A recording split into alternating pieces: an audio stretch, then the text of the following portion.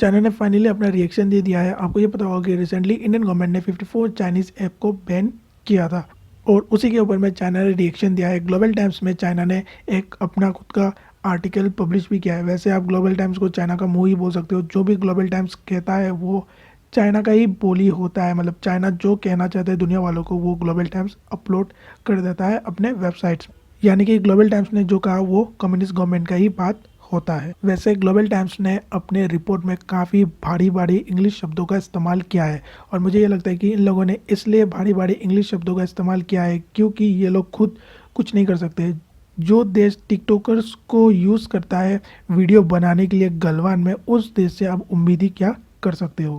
Global times उनका खुद का है, वो लोग जो भी मन चाहे वो अपलोड करते हैं ग्लोबल टाइम्स में और चाइना के निवासी जो चाइना में रहते हैं वो लोग सिर्फ ग्लोबल टाइम्स को ही पढ़ते हैं क्योंकि फॉरेन न्यूज़पेपर्स तो वहाँ पे बैन है। फॉरेन के कोई भी न्यूज़पेपर्स वहाँ नहीं जाते और फॉरेन का कोई भी न्यूज़ चाइनीज़ लोगों को नहीं मिलता है। इसीलिए उनको ये लगता है कि ग्लोबल टाइम्स ने जो कहा वो सही है। क्रॉस चेक करने के लिए उनके पास कुछ भी नहीं है। ग्लोबल टाइम्स का आर्टिकल कुछ इस तरह से शुरुआत होता है। उनका ये कहना है कि क्योंकि इंडिया चाइनीज़ आर्मी से जीत नहीं पाई, इंडिया को जो एडवांटेज मिलना चाहिए था वो एडवांटेज इंडिया को नहीं मिला।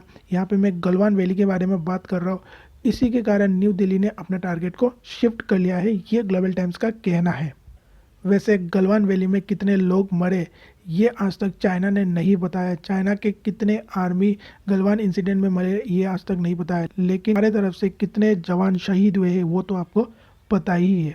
लेकिन चाइना कभी भी ऑफिशियली ये एक्सेप्ट नहीं करेगा कि उनके गलवान वैली में कितने लोग मरे, क्योंकि अगर वो एक्सेप्ट कर लेते हैं तो इस सिचुएशन में चाइना के अंदर ही उनका पावर कमेगा और दुनिया वाले तो उनके ऊपर में थू करेंगे, वो तो अलग। और ग्लोबल टाइम्स को अपना आर्टिकल को और ज़्यादा भारी बनाने के लिए उन लोगों ने इंडिया में जो शाओमी और हुआवे के ऊपर में इनकम टैक्स रेट बढ़ा उसके बारे में भी उन्होंने इस आर्टिकल में इंक्लूड कर दिया। आगे ग्लोबल टाइम्स अपने आर्टिकल में ये कहता है कि फॉरेन कंपनीज को इंडिया में इक्वली ट्रीट करना चाहिए, डिस्क्रिमिनेशन ना करे। चाइना भी इंडिया के ऊपर में एक्शन ले सकता है। चाइना के धैर्य का परीक्षा ना ले। इंडिया चाइना के बीच में काफ़ी अच्छा इकोनॉमिक रिलेशन है, दोनों कंट्रीज़ के बीच में काफ़ी अच्छा ट्रेड भी होता है। और फिर ग्लोबल टाइम्स आगे ये कहता है कि इंडिया जो एक्शन ले रहा है वो पॉलिटिकली मोटिवेटेड है। यहाँ पॉलिटिकली मोटिवेटेड का मतलब आप समझ ही सकते हो क्या हो सकता है। और फिर चाइना एम्बेसी इंडिया के जो स्पोक्स पर्सन है उनका ये कहना है कि फॉरेन इन्वेस्टर्स ने इंडिया में काफ़ी एम्प्लॉयमेंट जनरेट किया है और इंडिया की इकोनॉमी में काफ़ी योगदान भी दिया है, इंडिया की इकोनॉमी को मजबूत भी बनाया है इन फॉरेन इन्वेस्टर्स ने। इसी के कारण ये लोग उम्मीद करते हैं कि इंडिया बिजनेस एनवायरनमेंट को और भी ज़्यादा अच्छा बनाएगा ताकि किसी के साथ भेदभाव ना हो। इससे इंडिया को कोई भी फ़र्क नहीं पड़ता है। मैं यहाँ पे आपको एक चीज़ बता दूँ, इस तरह का आर्टिकल्स आपको हज़ारों मिल जाएंगे क्योंकि 2020 से लेके अभी तक इंडिया ने टोटल 321 ऐप्स को बैन किया है और इनमें से सबसे ज़्यादा चाइनीज़ ऐप है। और जब भी चाइना के अगेंस्ट में इंडिया एक्शन लेता है, चाहे वो ऐप बैन हो या फिर चाइनीज़ कंपनीज़ के ऊपर में इनकम टैक्स रेट पड़े, चाइना कुछ इस तरह का रिएक्शन हमेशा देता ही है। कुछ कुछ आपको चेंजेस देखने को मिलेंगे हर एक आर्टिकल्स में, लेकिन एट द एंड सभी कुछ सेम ही होता है। इनको ये लगता है कि इंडिया डर जाएगा या फिर दूसरे कंट्रीज़ ग्लोबल टाइम्स में जो आर्टिकल्स लिखा है वो पढ़ के डर जाएंगे और चाइना के साथ कभी पंगा नहीं लेंगे। इसके कारण ये लोग इस तरह के आर्टिकल्स को पब्लिश भी करते हैं और इनका तो हर एक देश के साथ पंगा ही रहता है। वैसे इंडिया ही सिर्फ ऐसा नहीं है जो चाइनीज़ ऐप्स को बैन करता है या फिर इंडिया में ही सिर्फ चाइनीज़ कंपनीज़ के ऊपर में रेट नहीं पड़ता है। दूसरे कंट्रीज़ में भी चाइनीज़ कंपनीज़ के ऊपर में, चाइनीज़ ऐप के ऊपर में एक्शन लिया जाता है क्योंकि ये लोग काम ही ऐसा करते हैं। कई रिसर्चर्स का भी ये भी दावा है कि चाइनीज़ कंपनीज़ यानी कि शाओमी, ZTE, हुआवे, DJI, इनके जो प्रोडक्ट्स होते हैं उनमें जो सॉफ्टवेयर इस्तेमाल होता है उन सॉफ्टवेयर्स में डाटा ट्रांसमिशन एक्टिवेट पाया गया है। यानी कि उन डिवाइसेस का जो डाटा होता है, यूज़र का जो डाटा होता है वो चाइनीज़ गवर्नमेंट डायरेक्टली एक्सेस करती है।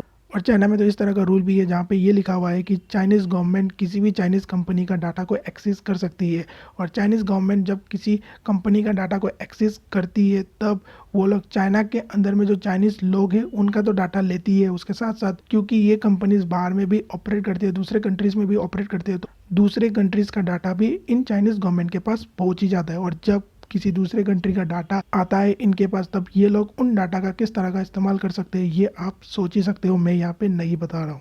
इसी के कारण कई देशों में चाइनीज़ कंपनीज़ को टोटली बैन किया गया है। और इस तरह का इंसिडेंट आपने 2021 के सितंबर के टाइम में भी सुना होगा। यूट्यूब में काफ़ी ज़्यादा वीडियोस भी अपलोड हुए हैं इसके रिलेटेड।